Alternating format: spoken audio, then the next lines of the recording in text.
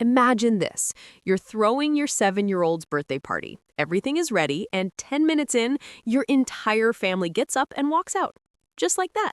No explanation, no apologies, just, we've got better things to do.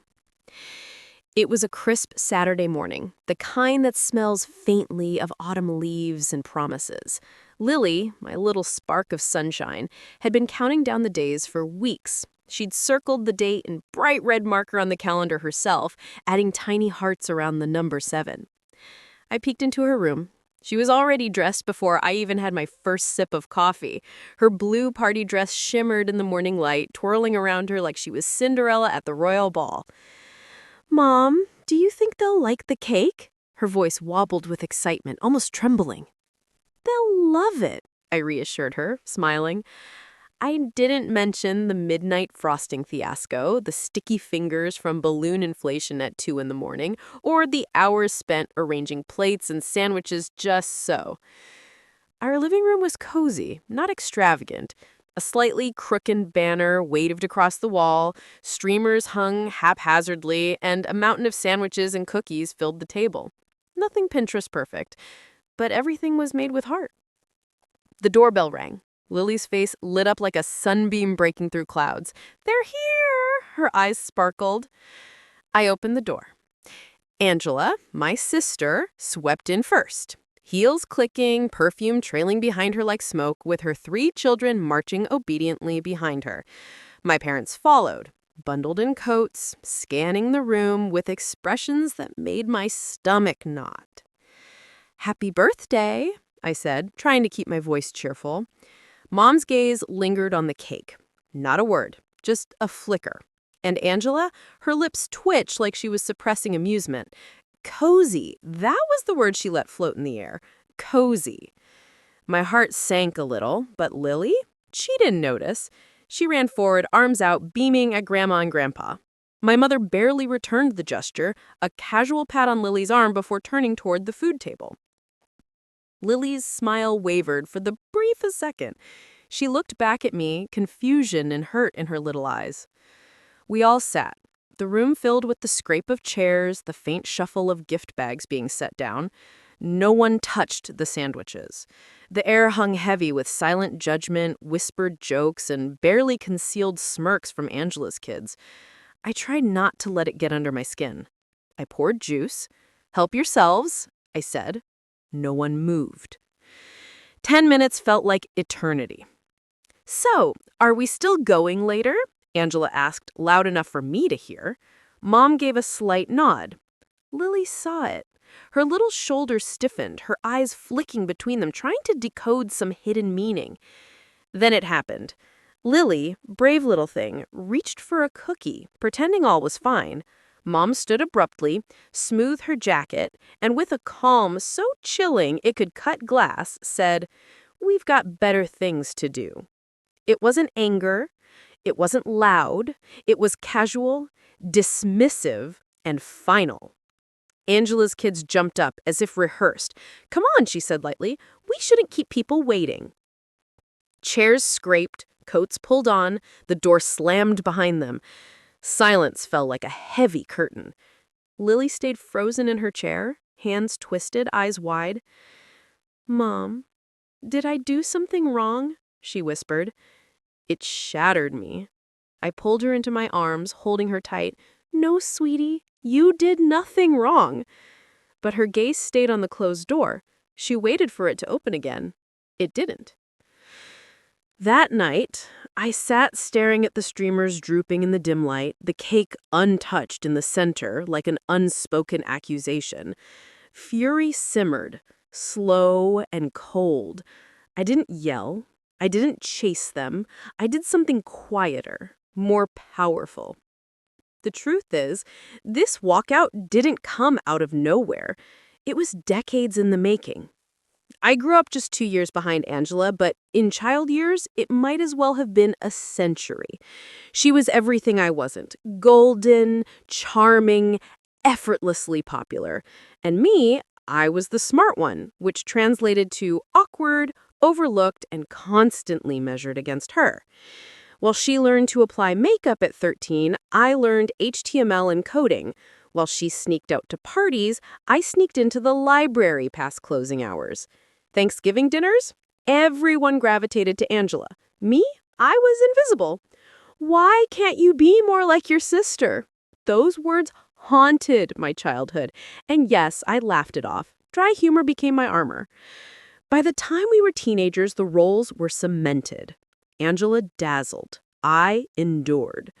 But here's the thing about being overlooked. You learn to work. Really work.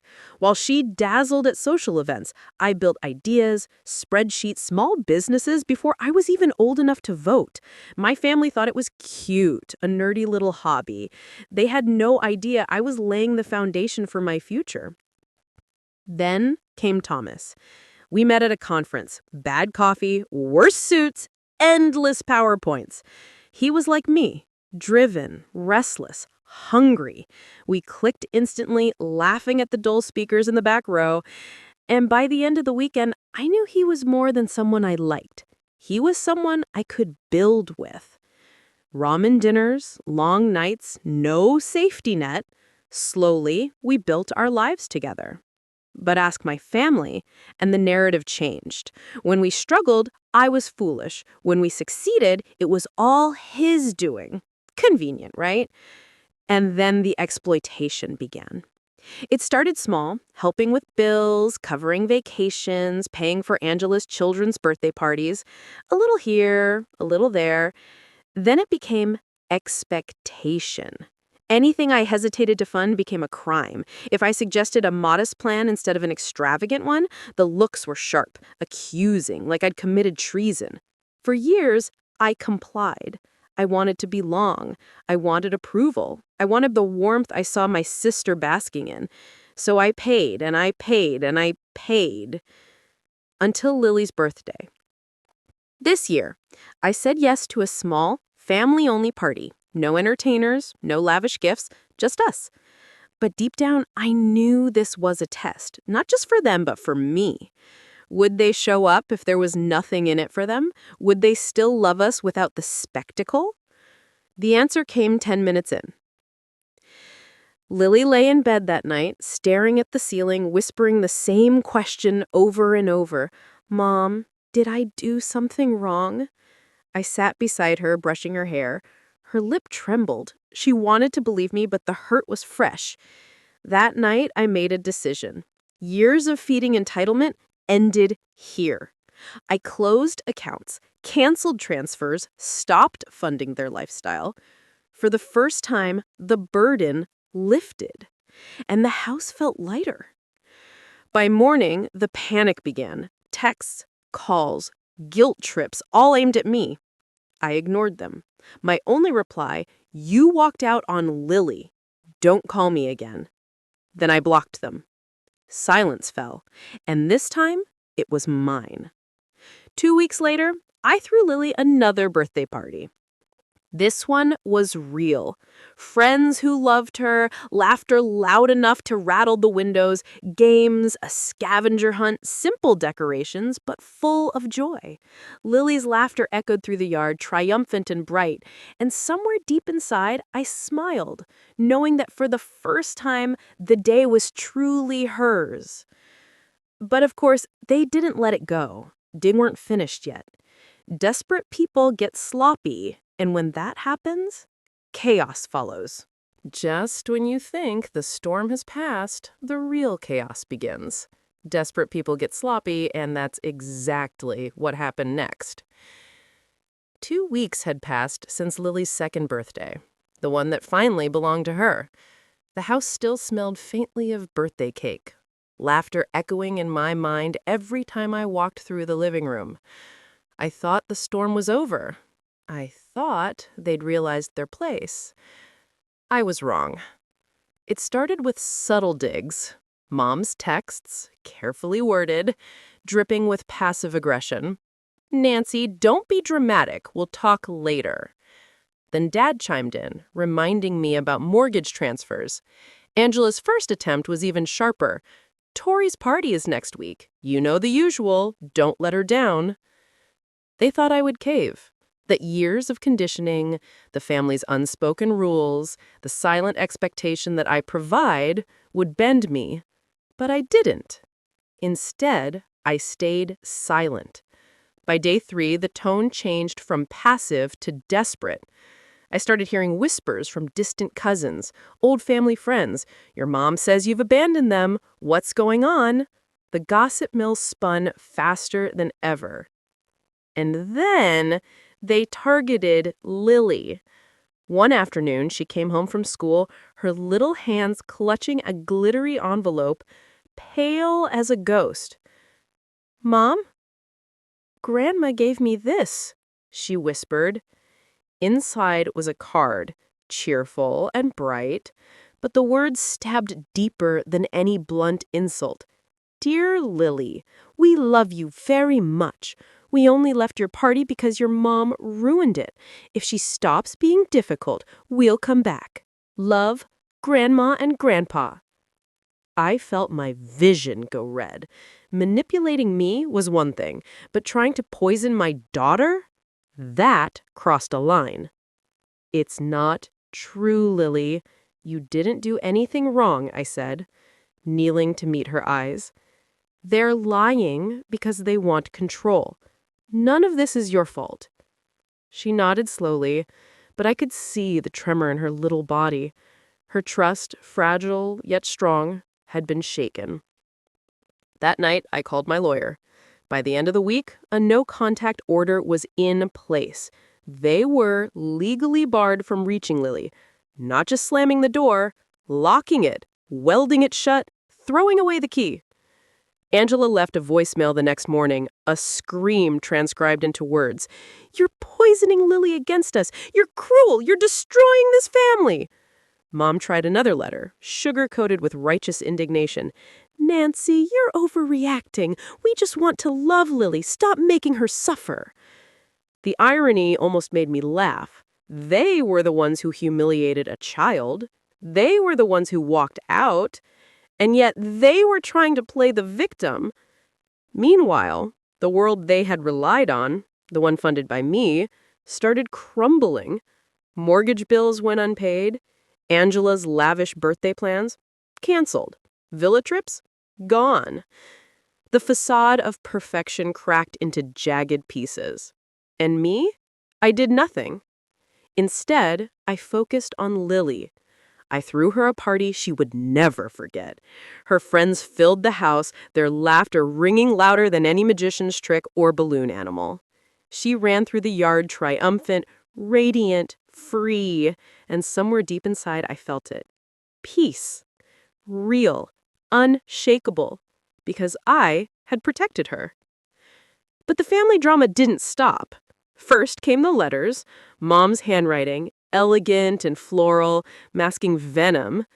"Nancy, you're tearing this family apart. Don't punish us for one mistake. We raised you. You owe us."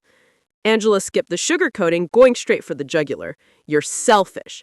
Everything you have came from Thomas. Don't pretend otherwise." Oh yes, the classic narrative. Your husband made you. Conveniently ignoring decades of my own work.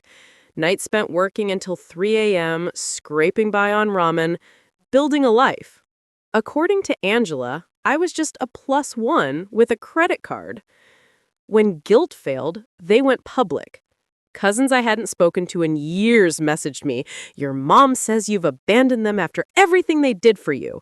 The gossip machine churned at full speed.